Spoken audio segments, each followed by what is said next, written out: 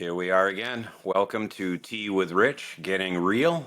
I am T, and this is my forever friend and co-host Rich Lyons. Rich, how you doing today? I'm good. I'm good. Good to see you this morning. You as well. I had to get you to talk because we actually have a guest today, which is amazing. And I did hear at a recent QBR that somebody heard your name get mentioned, and Rich Lyons came up, and the question was, is that the bald one or the long-haired one? So yeah, I have to get you to talk. I should totally put a wig on, and then they Uh, won't have an idea, right? that text message literally made my year. On today's episode, I have a very good friend of mine, somebody that I look up to, and unbeknownst to him, am micro mentored every time we interact. Bishoy Tadros. Bishoy, how you doing today, bud? Great, great. Thank you both for having me on today. I'm excited to chat it up with you both. I've been following you both for some time now. TJ, I know you came on my show, and you've touched me in many ways, so I'm excited to dive in. Yeah, no, I appreciate that, and it was an honor. And as you know, I was like petrified to be on your show. A lot of people don't know. I don't even know if I told Rich, but like for weeks, I mean, I think we talked about it for months, and then I was like, as soon as the recording was done, I like wanted to tell you not to post it. And Yeah, then you no, had the issue with the upload that actually fixed itself. It was like divine intervention. It was like the universe knew I was nervous, and then, dude, you did a good job. I really appreciated that, and it was the inspiration, quite frankly, for Rich and I to really kind of jump in and do this. So it's I been love Yeah, great. that. thanks for what you do. I think it's amazing. Thank you both. No, it was a sincere privilege, and there's a reason why your episode's actually doing really well. I mean, I didn't tell you this, but your episode popped into the top 10 of all time episodes on the show, Oh, no and there's a kidding. reason for that. The reason is because you've left a lasting imprint on a lot of the people that you've come across in your career. Most of my base is Instagram based, to be honest, and where your episode got a lot of traction was through LinkedIn. And I Oh, think no that's kidding. that's a testimony to the impact that you've had on professional careers, across, all the people that you've worked with. I appreciate that. I didn't know that. You know, it's funny. I haven't followed up with you. I try not to.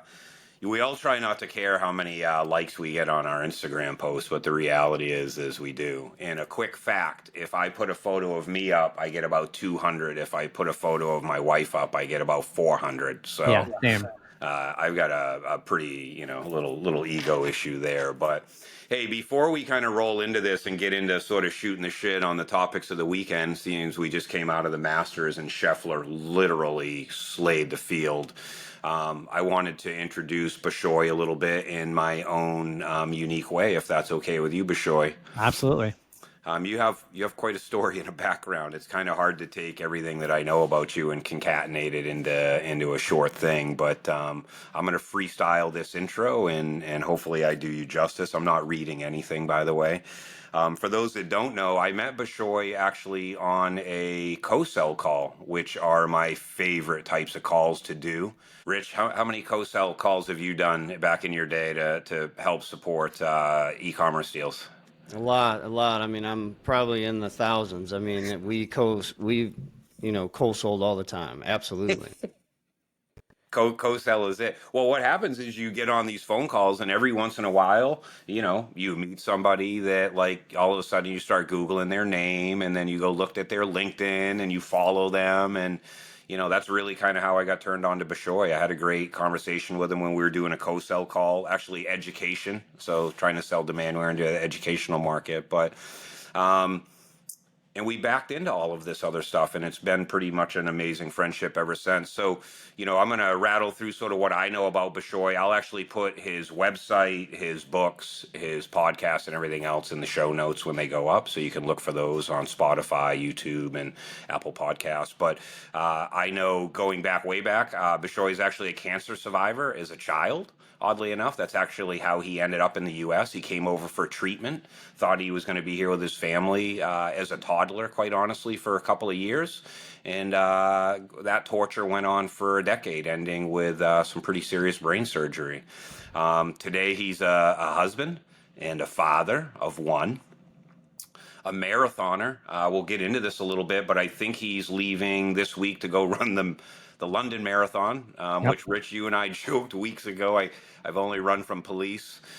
He's an author, two-time author, written some amazing books. He's a great podcaster, and above all that, he's an amazing sales professional as well. So, you know, Bishoy, I don't know how you manage all of that stuff, but you know, that's quite a resume. You know, even if we just get into the husband, father, author, podcaster, and then, you know, you're a great sales professional in my opinion. I've been on phone calls with you. I love kind of riffing with you on the fly.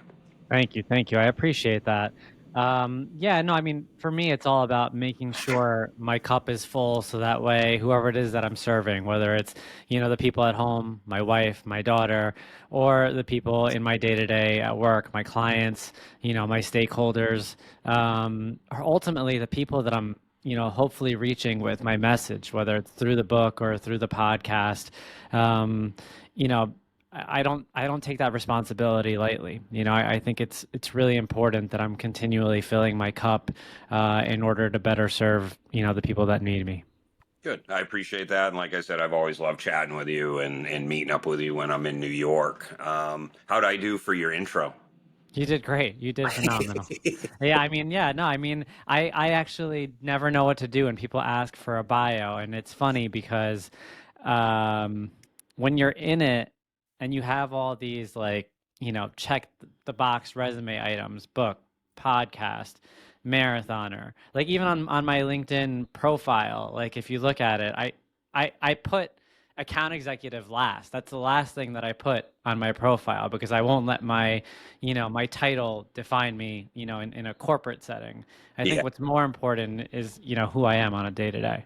I agree, and I think Rich and I talk about this a lot. That you know, work is at the end of life, part of life, but an appendage to life at the end of the day. So, Yeah. and you never know who you're going to make friends with professionally, which is For pretty sure. interesting. So, one question for you before we get into this random shoot the shit that we like to do, Yeah.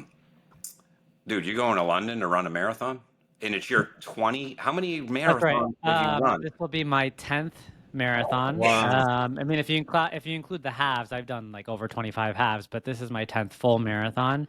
It's also my 5th world major, and I plan to run Tokyo next March. Will be my Wow. sixth. That'll be my sixth and final world major. And you know what makes me particularly proud of that is I would be the second Egyptian male to ever complete the 6 world majors.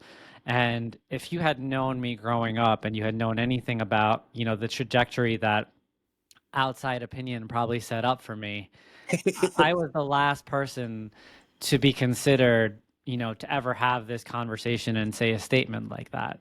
And so that's what makes me particularly proud of that. And I don't say that often about a lot of the things that I've accomplished.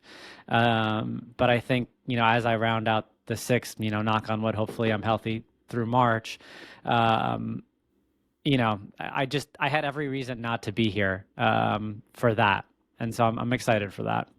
Dude, I love that. And Rich, have you ever run a marathon? Like even like No, 5K? no, I'm inspired by that. I mean, I'm a runner and I more of a sprinter, let's say, right? Like I was a quarter mile guy. I've done, you know, half marathons, 10 mile, you know, races, but I was more a 5K guy. Like I like to run fast, but Yeah. then I kind of had knee surgery and you know, some other sciatica issues. So I thought I would run a marathon in my life. So that's inspirational. And I love London. I mean, it's one of my favorite cities. So it's cool you're Yeah. going over there.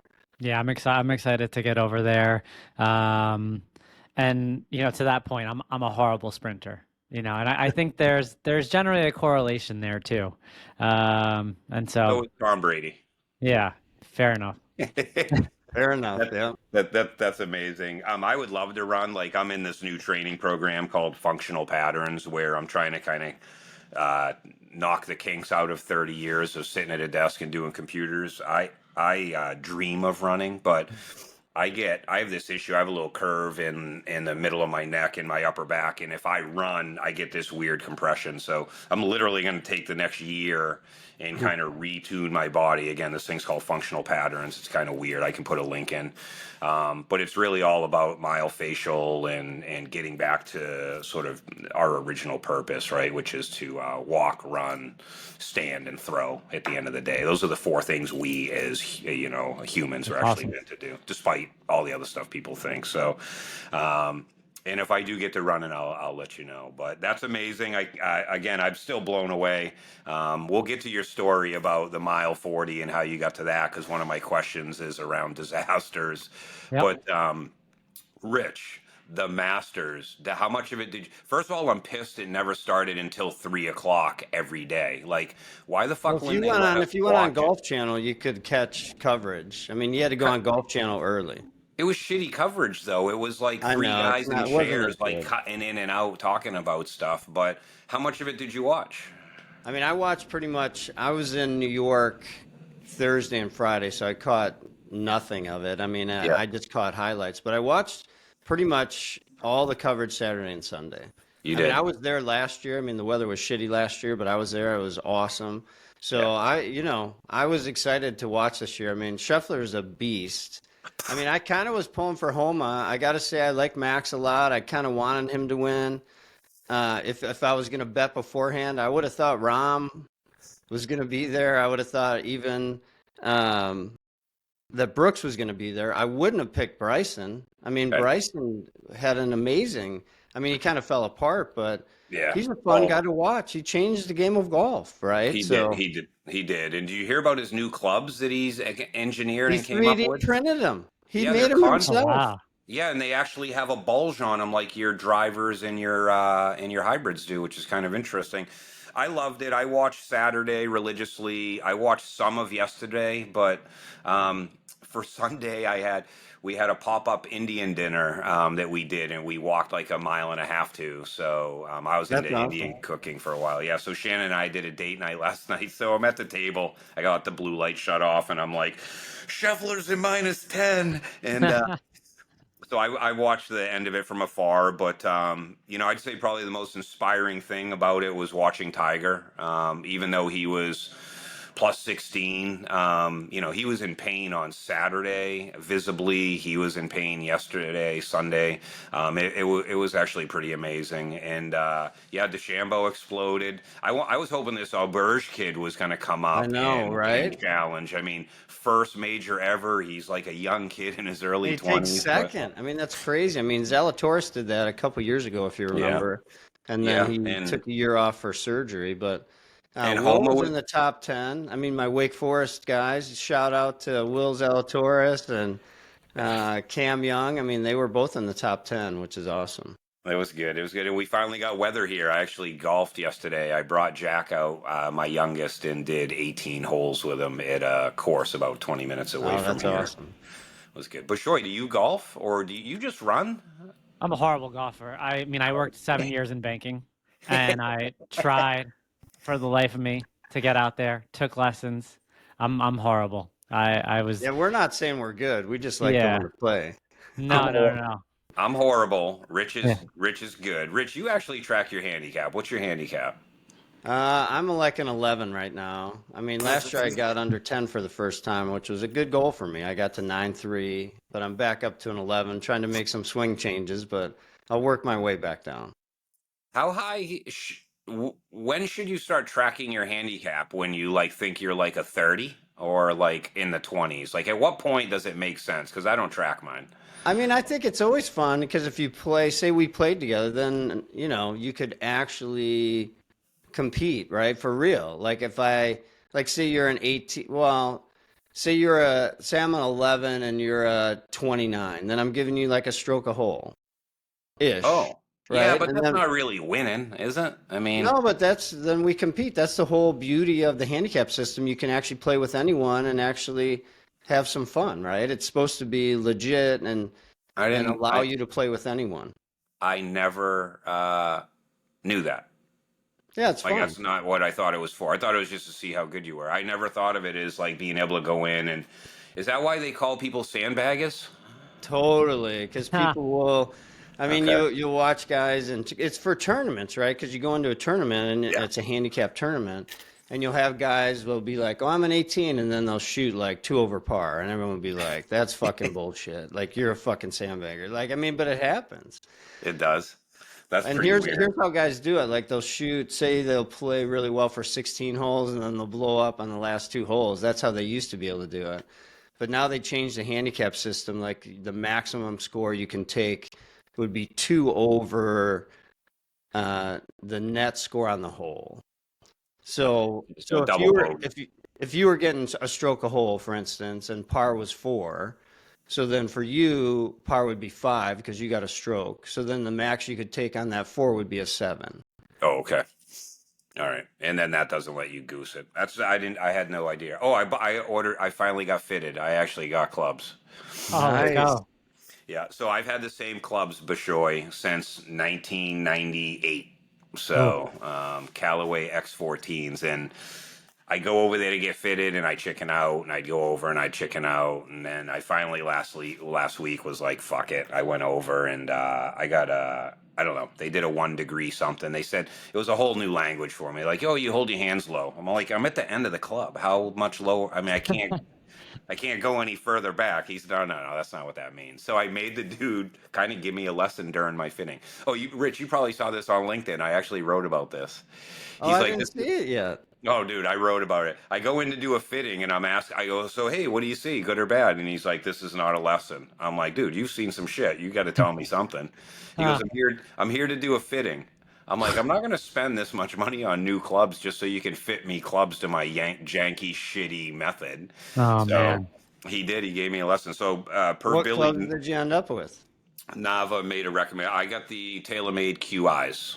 Nice. And I got a full set, and then I got a lob and a sand wedge from somebody else. It's not a TaylorMade, but yeah. So I'm psyched. They're making them. They're going to come in next week. It was dropped a degree, whatever that means. Apparently, I keep my hands pretty low. We didn't like 2 degrees. I couldn't hit as well with the rack set, so we did a drop. But anyways, I got Nice. clubs. I'm pretty excited. So Your game's all going to right. be great for sure. That's It's awesome. going to be great. It's definitely the equipment. 100%.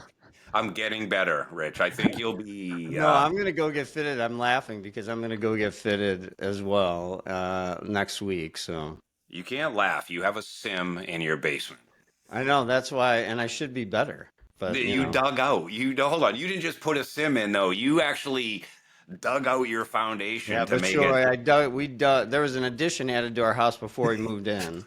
Okay. So on that addition, it was like just a 1-story addition, but they did change the basement. So given that, I was able to dig down into that because it didn't affect the foundation of the old house. It was just Sure. that part.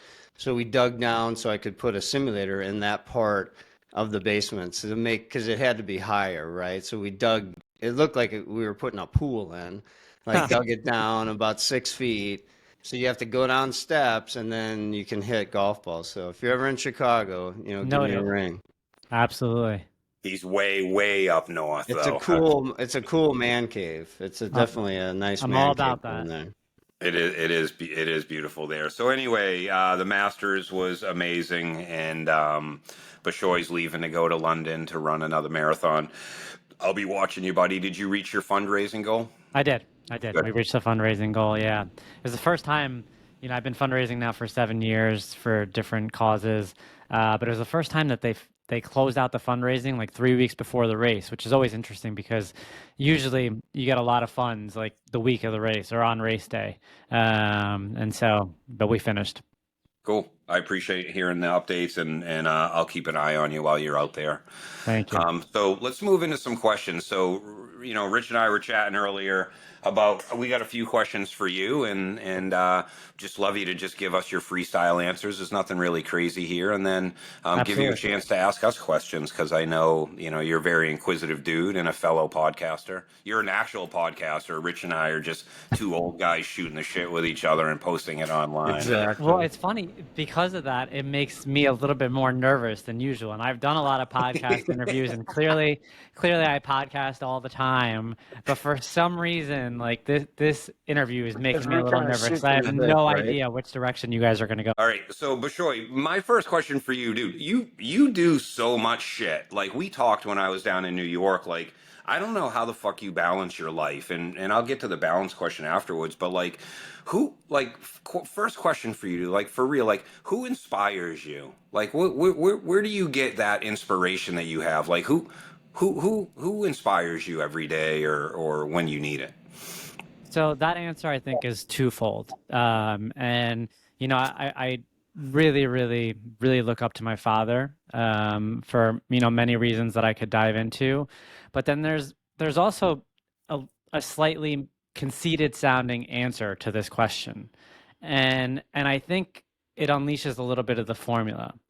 I think that over time, I've inspired myself because over time, I've been able to unleash new levels through really difficult circumstances. Fuck, I And love it. so, I and love that. so, thank you. That's amazing. Thank you. And so, I don't mean for the answer to be conceited, but I mean for it to be a request for people to dig deep within to kind of think about ways to inspire themselves. Because there were times where, like I said at the very beginning, I never thought I would have any of this. Wow. And even to this day, I still kind of look at it, and it's hard for me to even be proud of a lot of it because of the fact that when you have this mindset of just digging deeper and deeper on a daily basis, there really is no finish line. I mean, that's the interesting thing about all this. When you think about the marathon and the running and all this, despite the fact that there's all these medals, I don't believe there's actually a finish line. Bishoy, you're a relatively new dad. How old is your child now? My daughter is turning 2 in a couple of weeks. Whoa. So we are going to make the most of that and try to get her on one more free flight before we got to start paying for those plane tickets. How has becoming a father changed you, Bishoy? Like that must have had an impact on balance and everything else you have going on.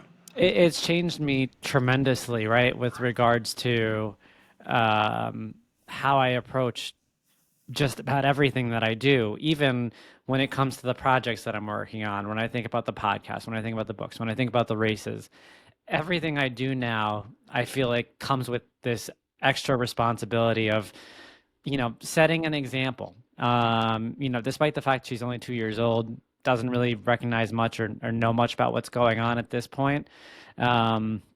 The way that I go about things ever since she was born has completely transformed because I want her to have a blueprint of sorts with regards to how to chase down the goals that she sets for herself. That's amazing. I love that. And I don't know if you caught that was a question that Rich actually had for me a few weeks ago, and it pretty much changed everything about me. I know sort of the origination story on the podcast and things like that, and sort of how you came up with the name. But like, tell us about a personal disaster moment that when you talk about you are an inspiration to yourself, which by the way was maybe the purest answer I've ever heard. And I don't think that you radiate a smidge of conceit. So I'll tell you professionally right now, you never have to worry about that. But you've gone through a lot of stuff, like, as a kid, as a teen, right? As a young adult, your whole Mile 40 podcast story is amazing, but, tell me about a kind of a personal disaster moment for you that changed you and changed kind of how you look at and perceive things. I think it's important to give context to the listeners here so they know. Yes, like my story on the surface, you look at it and you see the headline, child born, diagnosed with cancer at the age of 3 years old. His parents immigrated in order to get treatment between the ages of 3 and 13, chemo, radiation, the works. But what I really try to dig into in the narrative of Break Barriers, my first book, which was essentially my memoir, that's my heart, and soul on paper, was the fact that within those 10 years, nothing was working. It wasn't just about the cancer. Socially, I wasn't fitting in. My parents were trying to assimilate. I was growing up, in an area where I was the only one that looked the way that I looked, that, had the background that I had.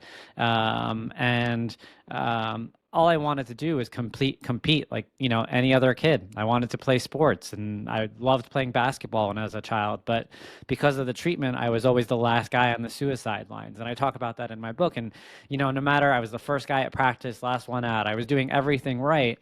But at that point, you can't explain chemotherapy to a child. You can't explain radiation to a child. You can't explain, the side effects of all that to a child. And so, going through that period in my life, my parents did a really good job of, essentially implanting this mindset of, you were dealt this hand because you were built to play it. And at the time, I still couldn't really digest what that was.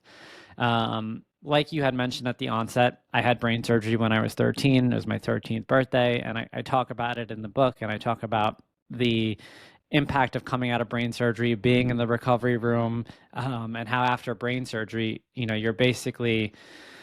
you're wired up from top to bottom, right? You can't move anything. It hurts to breathe. It hurts to think. And I had a personal moment in the recovery room where I kind of said to myself, all right, like, enough's enough. At this point in life, anything that's put in front of me, I'm going to figure out a way to overcome. I was 13. I was about to head into high school. And I talk about how a big part of that was the fact that I was going to have to accept failure in order to succeed, because I realized that I was working from behind, socially, physically, in every aspect of life. What that meant was, I'm going to figure out how to make friends, but I know that I'm probably going to get rejected along the way, And so that really prepped me really well for life in sales, right? Because you get rejected all the time in sales. And so, I was trying to be friends with everybody my freshman year in high school. And, as expected, I got rejected by a lot of people, but I was okay with it. Sports wise, I went to a big Friday night, light type of high school, and I didn't really have a football background, but I really wanted one of those jerseys. I really wanted to be in a locker room because I really wanted to fit in. And I was the only guy who got cut from this football team twice. Like, this team doesn't cut people because it's a high school football team. They get 70, 80 guys on the roster. I got cut twice, but I showed up the third time, and I finally made it my senior year, and I got that jersey. And again, it was just about being a part of a group of people, being in a locker room, having that camaraderie, because I never had that to that point in my life. And, there I was as a 17-year-old. And it was getting small wins like that along the way that showed me, slowly, if I stick to it and I stay disciplined and I, really believe in the fundamentals that my parents ingrained in me, I can slowly get some of the things that I had always wanted. And so by having that mindset of accepting failure, it grew with me into adult life. I joke around. My wife and I dated and broke up 3 times before we got married. And she was, the name of the book is Break Barriers. And I didn't actually talk about, that journey in the book. And if I had to write it again, I probably would, because we weren't married when the book was published. But we weren't even back together at that point. But that was my biggest barrier, if you will, throughout my lifetime. But where I want to go with this was, in my 20s, I started to revisit my passion for fitness, because my entire life I had been told, you're not going to be an athlete. You don't belong out there. In my head, I always go back to those suicide lines. I always go back to being the slowest guy, on the court, to the excuses, to being, when I'm older, being told, it was the chemo, it was the medicine, so on and so forth. And so I challenged myself, and a friend of mine opened up a spin studio in Manhattan at the time, and it was called Swerve, and it was a buzz. This was probably around 2015, 2016. And I started going to this spin studio, and what I really liked about it was a really dark studio, and they would put scores up on the front of the class, so you could see how you do relative to everyone in the class. And I was actually doing pretty decently. And I started to discover that some of the guys in this class, some of them were college athletes or even some pro athletes in there. There were some people with some, very respectable athletic backgrounds. And so I said to myself, you know what? I'm just going to shut up and continue to hang around these people. I need to soak this in, because what I realized being in that room, being amongst this group of people, is people that have made it up to that level, when it comes to either your career or when it comes to athletics, those aren't people that generally want to put you down. Those are generally people that want to lift you up with them, right? Because it takes a certain level of confidence and a certain level of esteem to get to that level, in these platforms. And so I realized, like, if I just stay quiet, if I just soak it in, and if I just allow them to lift me up, maybe I can challenge myself to do things that I've never done before. Ultimately, it was that group of people who got me to sign up for my first half marathon. Then they got me into triathlons. And this was December 2016. They said, hey, we're signing up for a half Ironman. And, to that point in my life, like, again, like, it was so beyond me, the idea of doing something that wild, a 70-mile race. I joke around in the book because I was single at the time. My mother was starting to get concerned because I was working out 2-3 times a day.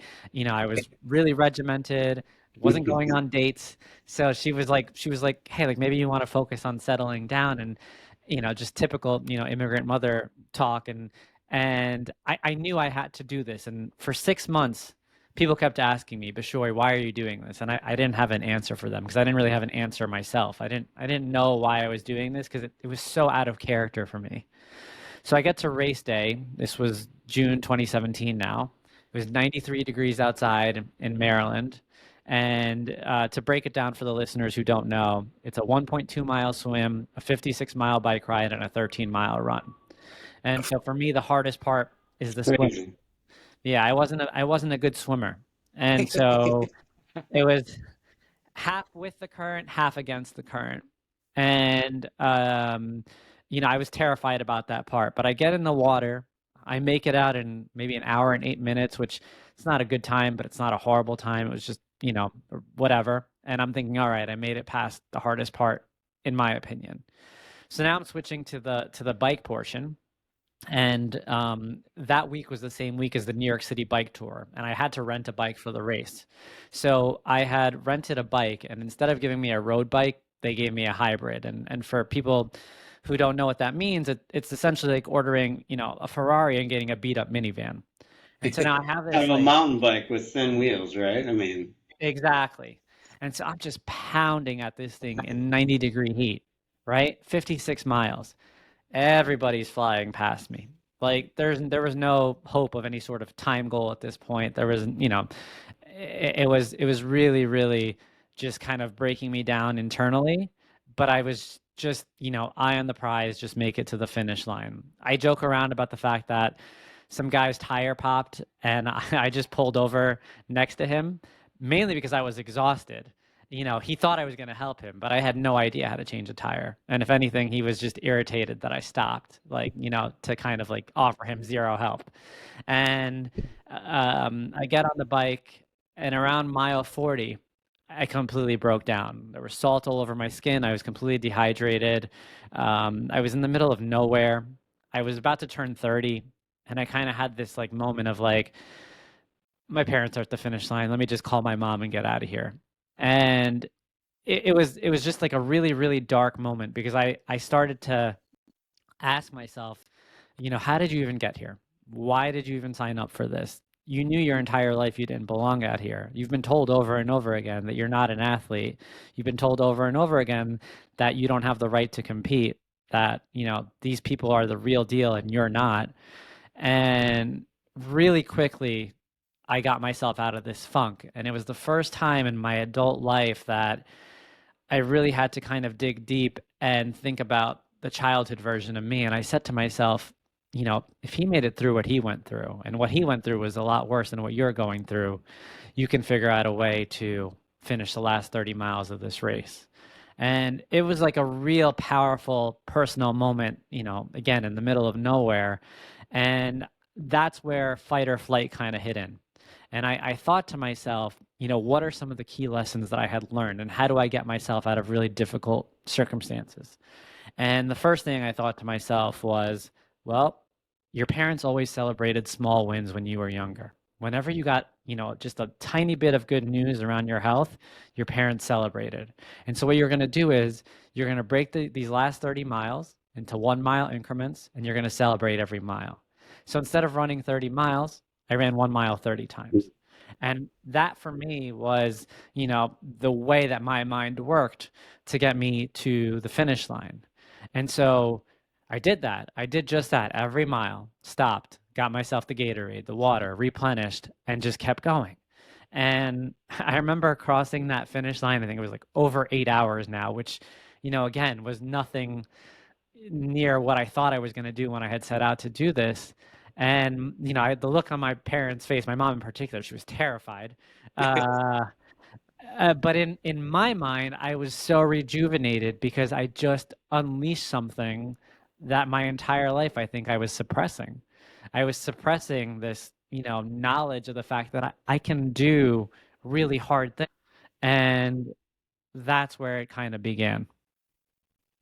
That's amazing. Did you look like a haggled road rat at the end, or like I can't even imagine It's what funny, on the way I looked on the outside was no indication of That's how I felt amazing. on the inside. That's a beautiful story. I don't know why you thought that for your first marathon or your first event you were going to do that many miles, but um, that's impressive. I love that. I have not heard that whole story exactly like that. I heard bits and pieces of it, but I haven't heard you tell it exactly that way. So I appreciate the honesty there. And Oh, you got it. I think the most important thing about, all that was, I tell people there are three key tenors that I really push, right? Patience, the idea you don't get the results you want when you want them. Perspective, the idea that, you were dealt the hand you were given because you were built to play it. And then lastly, purpose, the idea that if you push yourself outside of your comfort zone, you will unleash new levels. And that's what mile 40 really was for me. It was, that unleashing of purpose, because not only did it show me what I'm capable of, but the very first thing I did when I got back was I decided to run my very first marathon, New York City, and that was the first time that I shared my story publicly. And where it all came full circle was what we touched on earlier, the fundraising. Since mile 40, we've raised well over $100,000 for cancer research. And so if it Wow. wasn't for that moment, it never would have happened. that's amazing. I love that. Rich, sorry, No, Rich, no I didn't worries. I mean was to just cut you saying off that's there. amazing. That's amazing. I mean, I think, I mean, we'll come back, but I would love to hear how you got to that sense of purpose in your life. I mean, that's a big thing, right? I mean, you're doing a lot, you're giving back. And how did that evolve in you? Do you know what I mean? That now you've written a book, you're inspiring others, you're, you know, raising money for charity. Like, I think that's super cool.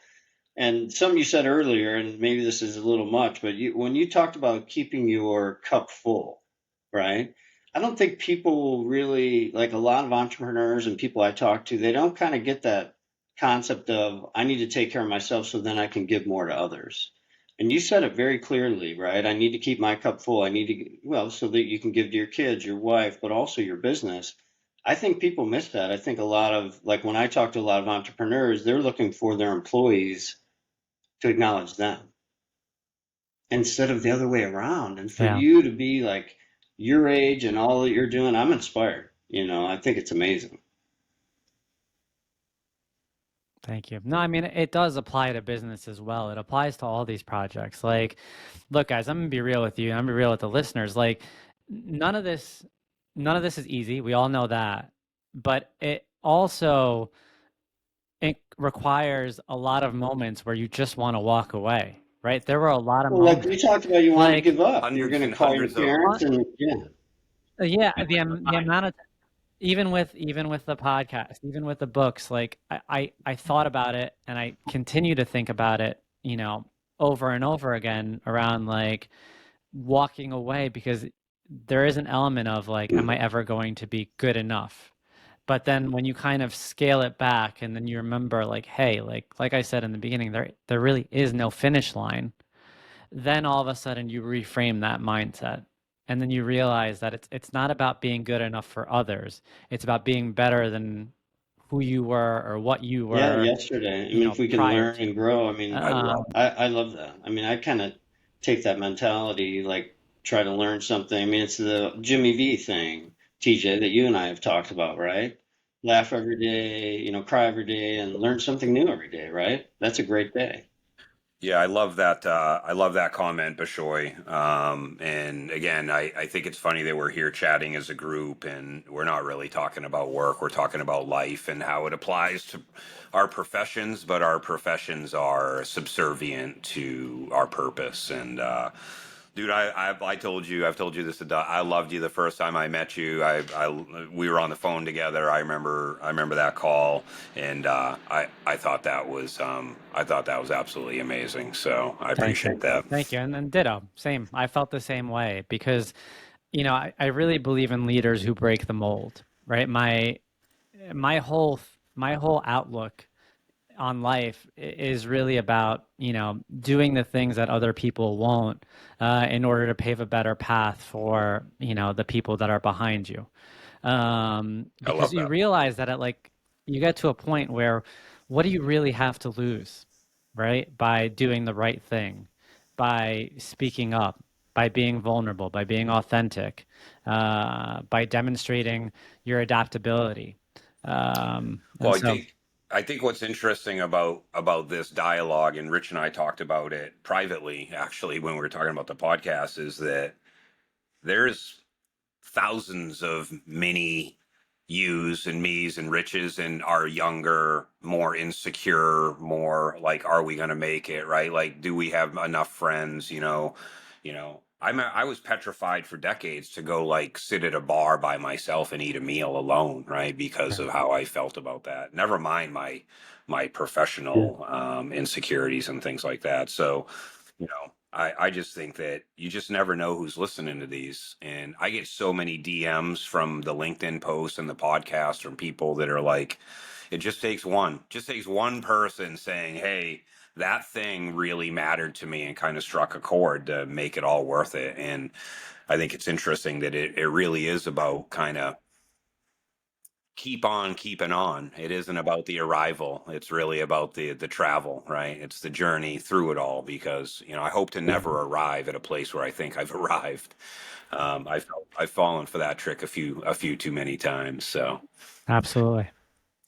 Rich, did you want to dig into your question? Because I know you started to touch on sort of Bishoy's purpose in life, but I almost feel Well, I like you kind think, of laid the how whole do you thing out keep already your for cup us. full? So, I think would be a good question, right? Because I think, what you said was a very much more complicated than I think people will think. And you're kind of living your purpose out. But maybe you share for someone like how did you come to that purpose, and how do you keep your cup full so you can give to others? Yeah, I mean, I think a lot of it is self-ownership around wellness, right? And I don't want this answer to sound cliche, but it is incredibly important for people to remember that no one's going to take care of you. And I think a big part of that also goes to your mental well-being. And so, remember, like, your job doesn't define you. Your title doesn't define you. Your salary doesn't define you. Because at the end of the day, like, that's not what they're going to put on your tombstone. They're not going to write account executive, X amount of K per year. Like, they're just not. Sold That's this not, much. they're, President's Club. yeah. Like that's not what's going to ultimately define you. And I think that, as a society in general, we've had to do a lot of work over the years to get over that hump. And we're not necessarily over it yet, but I do feel True. like we are working, more collectively now to kind of understand, that there is more to life out there. That doesn't mean you don't show up and you don't do your job well. It doesn't mean that you don't execute, Correct. but it just means that you're well balanced and that there's a drive, right? And if you drive to take care of yourself, it's going to show in how you take care of your work or the people that matter to you. And so for me, Right. like there are non-negotiables. Like I need to get my workouts in. I need to make sure that I get a high protein diet in. Those I need to make sure now that I can pick up or take my daughter to daycare, right? Like those become non-negotiables. You're the author of your life. No one else is doing it for you, but I think a lot of people Yeah. miss that. So I appreciate what you're saying. Yeah, I love that whole comment. It's funny because I told my kids this recently, not to bring it back to kids, but like when you ease into adulthood, you have to parent yourself. And parenting yourself is a full-time, lifelong job. And it's not the job of your spouse, which I think a lot of us, certainly the modern male, falls back to, right? They only go to the doctor when they're told. Sorry, I think that's true. But yeah, I think you always have to parent yourself. And I think, Mike Tyson had a favorite quote, right? You have to do the things you hate like you love them. No, but there's another element to this too, right? Like you as much as you also need to take care of, your body and take care of, the working out and the food, you also got to make sure you feed your brain, right? Like are you True. reading, right? Are you keeping up on just good input into your system mentally, right? Because your input ultimately kind of amplifies your output. And so that's a big part of this too. And so when I think about wellness, I think about it holistically, because that impacts the overall product that you're going to be putting out there. I agree. And so that's a big part of this. It's an interesting topic about exercising your brain. I mean, you've got to be constantly stimulated. I mean, and self-stimulated in a lot of ways, right? It isn't enough to just go through the day to day. And I think we can sometimes get trapped in thinking that our professions are exercising our brains when they're actually not. It's where we execute is in business, but it's not where we polish and sharpen and strengthen, in my opinion. So that's a Yeah. very poignant thing. It's funny. I was asked to give an enablement 2 years ago at Salesforce, and I hate most enablement sessions because they go through the same breakdown, the agenda, and then we're going to explain what the product is, and then we're going to give you a story about a client success story, and then we're going to give you calls to action. And so I completely scrapped up, the way they did it. And I remember that, one of the most important slides I put in there was like the last 10 books that I was reading. And, my call to action was to pick up, one of these books. Because for me, like, I don't attribute any of the success in my career, whether it was my time at JP Morgan or my time at Salesforce, to technically learning any of the things that we were selling or we were positioning with clients, because of the fact that I don't believe clients are buying from you from your ability to rattle on about, any of these products. Well, Bishoy, we've asked you some pretty powerful questions. I mean, do you have anything you want to ping Rich and I on? I mean, you got the two combined age of 113-ish. Yeah. Yeah, I'm 59 next month. I've never brother. said that 51. before, Rich. I was quick math. I do think we're, Good math. Good math. yeah, and I'm 54, so it's 113 combined year. Yeah, that was good. Yeah. Yeah. Not bad for a ninth grader. No, I definitely have questions for you guys, but I think what I want to do is kind of put you in the hot seat for a second, because you both have done tremendous things in your careers. You both have built, sold companies. You've both, overseen and managed lots of people. But, I always like to ask, and I guess I've never been in a forum where I could really ask this question. How would you have handled someone like myself, as someone working for you? Because a lot of what I do tends to go against the grain of, the corporate protocol. I'm not a troublemaker, but I wrote my whole second book, Audacious, around, uncaging your authentic self in the workplace, right? and breaking the mold. Essentially, if you've been told over time, this is the way we do things because this is how we've been successful, but you see another way, like not being afraid to kind of break that mold and not being afraid to do the things that might, change things, that might, cause a lot of disruption. I am very pro disruption. I have always been pro disruption, and it wasn't necessarily as well received in the traditional banking sector. It's a little bit better received in the tech sector, working at Salesforce. But I do think it's definitely something that a lot of leadership, whether it be middle management or upper management, tends to want to quell a little bit. Tell me about your approaches personally with regards to how you handle, individuals such as myself, guys like me causing trouble. Differently, but I'd I'd love say, the as we're talking perspective, about Rich. being lifelong learners, right? I think my answer would have changed over time to that. I think early in my company, when I would say I think my culture was a little fragile, do you know what I mean? It wasn't as well established. Like an example, like a guy who had worked for me, in one of my previous great sales guy, but kind of left a big wake behind him, if you know what I mean, right? And if you were on the dock, you'd get super wet. So he wanted to come work, for us. And at that point, I just, we said no, like it was too much for our culture to handle. So that's more of a cultural answer to you. But over time, I would call it outliers, right? I mean, you're saying disruptors, outliers, someone that thinks differently. I mean, we tried to talk about Peter Senge and being a learning organization, and that our only competitive advantage is our ability to learn and grow faster than our competition, right? So from that perspective, I was looking for outliers. Now, I'm kind of a regulator, right? I'm an engineer. I kind of, so I would say I encouraged it to a point. Do you know what I mean? So, I'm just trying to be really honest, right? Like we had certain, I don't know if you'd say Yeah. rules, but, we had principles, we had values, like we put the customer first. So if everything you were doing was in service of the customer, I'm 100% Yeah. behind you. 100%. We were okay with this, disagreements and Yeah. disruption. And I always said, when we enter a room, I'm going to hear all opinions, and people can swear and yell and be angry, but hopefully when we leave the room, that we're aligned. Doesn't mean we all agree, but we're aligned on our direction, right? So I was kind of that collaborative consensus type leader, and I might think I had the direction that I want us to go in, but I had to be open that it could be totally different, right?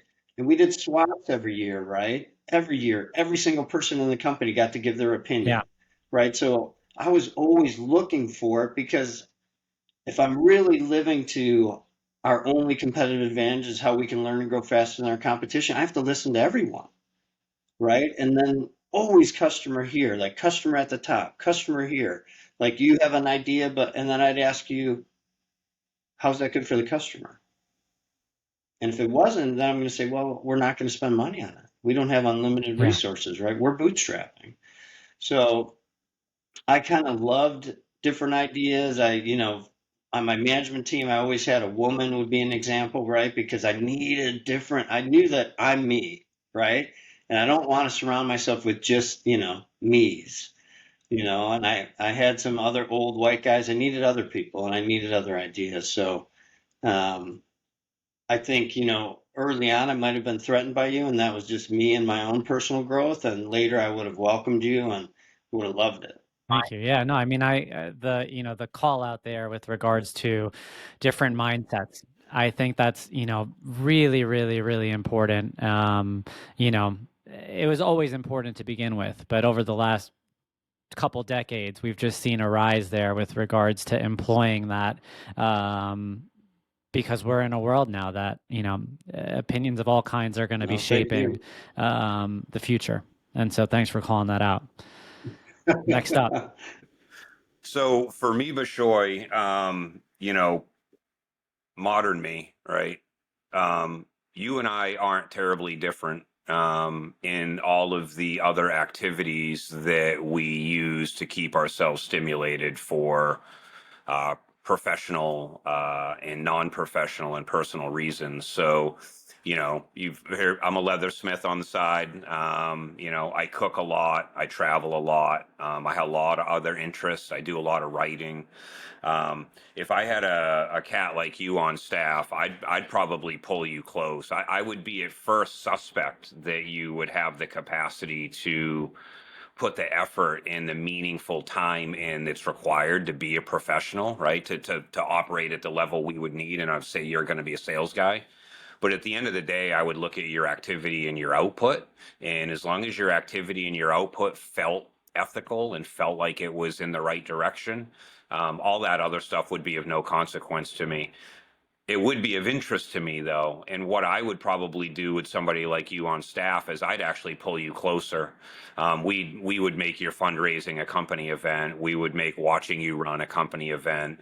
You know, we would make your books available. You know, the podcast, all of that stuff. I would probably find a way to maybe help you feel more comfortable and more confident, because I think that if I can support that personal passion side of you, I think the professional articulation that I'm going to get out of the backside, just as a byproduct, not by design, is going to be even more heightened. And at the end of the day, I'm a big believer that if we don't start understanding and embracing all the things that make Bishoy and drive you every day, then I'm only going to be able to take you so far and mentor you so much as a professional, because it is much more deeply intertwined than it ever was. You know, 30, 40, 50 years ago, your work was your work and you went home and home was home. But today, with working remote and the internet and social and how large organizations are and how distributed we are, I don't know. I think it's, you know, it's the heart to the lung at the end of the day. So Yeah. my younger self would have told you to cut the shit because I need you focused on the work that we need done. But I would say over the last 10 or 12 years, I would have pulled you aside. Even with you, like the whole breaking up a few times, like we've all done that. Like you're never Yeah. more productive than when you're single. No, I think that's a really good call out. Like, you know, I know there's going to be a wide array of people listening to this, right? From, you know, your people that look up to you guys to your peers. And one of the things that I think is important to call out was kind of on the lines of what you were saying, TJ, around the fact that when I think back in my career around the person who has had the biggest impact on my career from a professional perspective, it wasn't a manager. It wasn't a boss. It was when I was in banking. It was a managing director at the bank who really carried himself well, was, you know, incredibly personal, the same way that both of you are, and someone who just kind of attracted me from the outside. And I said, I just want to get to know this person. And so I had reached out to him, set up a coffee.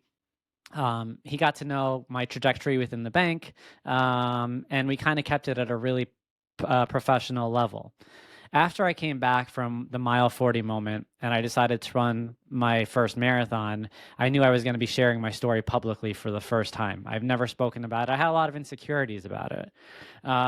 In fact, I wrote down the story, ended up shoving it in a drawer, and I thought I was going to pay all the fundraising myself. I think it was $3,000 or $3,500. And I wasn't going to fundraise because I was going to be too embarrassed if no one donated. I ultimately summoned the courage to show it to this person. And it was weird because like I had so many other closer people in my life that I could have shown it to, family, friends, so on and so forth. But something about this leader within the organization just radiated authenticity and just being real. And I showed it to him and he looked at it and he laughed and he said, Bishoy, why is your goal just $3,000? And I said, because that's all I got to raise to run the race. And he said, Bishoy, you've got to aim higher. He goes, What? you know your worth. He said, I want you to make your goal $100,000. And he gave me $1,000 and he said, go. And that was one of the most powerful moments I've ever experienced in my entire life, because a lot of times leaders don't know that the people that work for them just want someone who believes in them for who they are. this person wasn't going to give me a raise. This person wasn't going to, I didn't work for him. This person wasn't going to control my career trajectory. He could have been impactful. He could have been an advocate or a resource, but I didn't roll into him. But he empowered me more than just about any other human being outside of my father and my mother to that point in my life by just basically supplanting this idea that I should believe in myself. Like I'm more capable than I think I am. And once that flame was lit, 1,000 turned into 5, turned into 10, turned into 30. And then I got a call from NASDAQ and they said, hey, we got a hold of your story. We want to invite you to come ring the closing bell. So I rang the closing bell at NASDAQ 5 days before that New York City marathon. And the funny thing about that story is, and back to what I was saying about me kind of, doing these things that are a little bit, in between the lines, was when you work at a bank, there's TVs all over, and every TV is on CNBC. But also when you work in a bank, compliance is you can't even breathe without asking for permission. And I knew there was no conflict of interest between me going to ring the closing bell at NASDAQ for raising money for cancer awareness and, what I do at the bank. But I knew there was going to be just a lot of paperwork that had to get filled out. And, someone somewhere could have been like, no, I don't want him doing it. So I said, screw it. And I just left work at like 3 o'clock that day, stepped out, rang the closing bell, came back to work the next day, and they were like, were you going to say anything? Because you were on just about every TV on this floor. But I thought back to, what that person had told me and what he had implanted in me, in this idea of just believing in myself and knowing that if I believe in myself, like nothing else really matters. And he changed my life. Ultimately, it wasn't just about my career at that point. He changed my life forever. And so I think about the people listening to this show, and I really, really hope that people could take that message and realize that it matters to care about your people. It does. That's a pretty cool story. It's funny because Rich and I talk about that offline quite a bit, about how everybody wants to be inspired by somebody, right? And you just never know who it's going to be, You just never know. That's amazing. I love that. I loved your question. I love the answer that Rich gave. I don't know how my answer was any good, but I don't. No, you don't guys listen to both, myself. I love the way that you guys complement each other, right? And I think that that's what makes this show particularly special. I used to be very clean shaven. I didn't have any tattoos, and then I met TJ. Everything went south. Bishoy, we have time for one more. Do you have anything else I in got, your I got quick one. question? I got one more for you guys, right? You do? I think that I got a lot more, but I have one that really kind of sticks out to me with regards to the questioning. When you think about the trajectory of your lifetime, right, and the different phases that you go through, becoming a parent for the first time, in your case, becoming business owners for the first time, you realize that there is no instruction manual for any of this, right? Like no one. If you guys have an instruction manual for parenting, I'd appreciate if you could send it over. But you realize that there is none, right? They are both beautiful in distinct ways, these kind of milestones that you hit. But there's a lot of people who are younger in their careers who are looking at the both of you with regards to where you are right now, right? And in ways, they look at it and they say, that's the dream. That's where I want to get to, right? But I think what I want to hear from you guys is it the same, right? In the sense that now you've hit this milestone, but you're looking around being like, where's the milestone? Well, sorry, where's the instruction manual? What do I do now, right? Like, because you probably have been working toward this your entire lives as well. And now you're here. And what we want to do now is kind of real talk, give people insight into You get to go first this what time. happens when you make it to this point. Yeah, that's a tough question. So yeah, have we made it? Have I made it? I depends on where your mile markers are, and it depends on sort of what metric that you're putting out there. I guess you could say I've made it. I'm still pretty young. I'm only 54. I still have a lot to do. Yes, I started a business. I sold a business. I have kids. I'm trying to get them off to college. It's no more clear to me at 54 than it was at 44, right? I think that you know, I have a few less worries, but I still worry. I'm on sabbatical now. I've been on sabbatical for a couple of months now. I don't know when I'm going to come off of sabbatical. Quite frankly, it's golf season, but um, I don't think I ever know, to be honest with you, Bishoy. I don't think I ever really fully feel like I have control and a grasp on things. I think what I've done over the years is gotten comfortable with the uncomfortable nature of reality, and that it's all just one continuous journey, and I'm figuring it out as I go. And I'm still like a fragile, insecure sort of worry wart, like, technically, do I have money problems? No. Do I worry about it? 100%. When you're younger, you worry about, um, am I going to be able to do all of these things? And when you're older, you worry about how long is this going to actually last you? And do you have actually enough, right?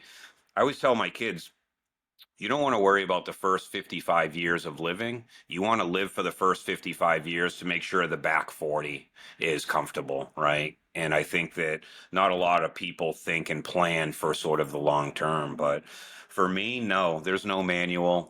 You just get more comfortable making decisions on the fly. It was like that running a business. It was like that raising children. It was like that being a single dad. Thank God I have a good partner. I don't think partners and the partnership that you have both professionally with Eric and quite frankly my wife, I don't think people maybe put enough emphasis on how important it is to really have a good support system, and my wife is the best support system in the world.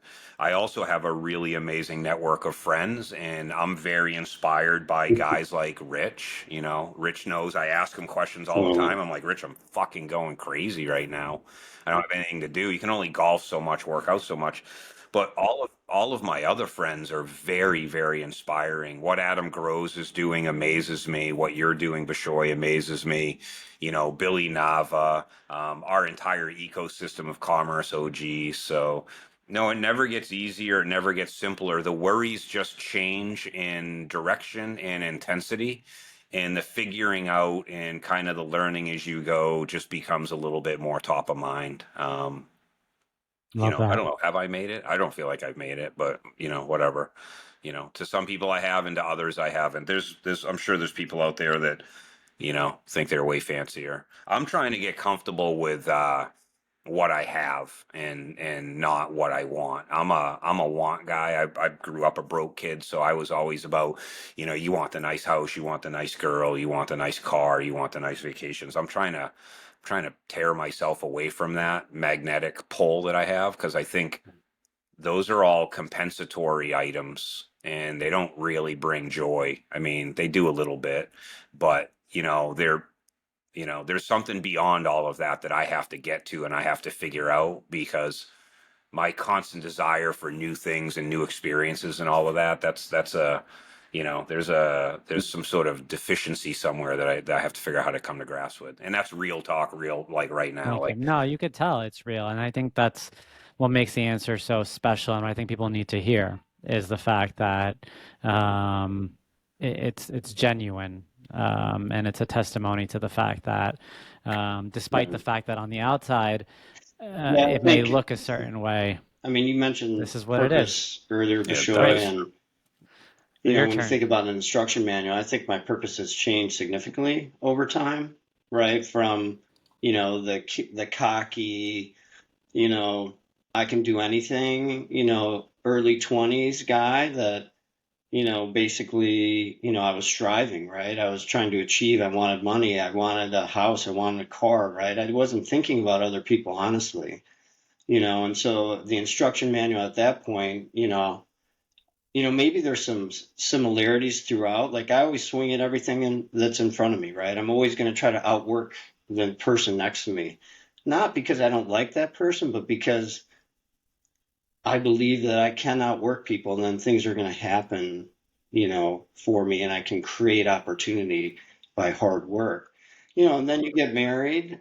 I think getting married, changed me 100%. My wife, made me a better question, that she made me a better man. Like I was, more selfish, right? I think, we kind of tease about, a bigger sense of we-ness, right? Like I started thinking in we instead of me, right? And that was a big thing. Then you have kids, and then that even goes bigger, right? Like TJ and I were laughing, like, it's like the Grinch, like your heart kind of grows 3 times and you realize, wow, there's just more in the world.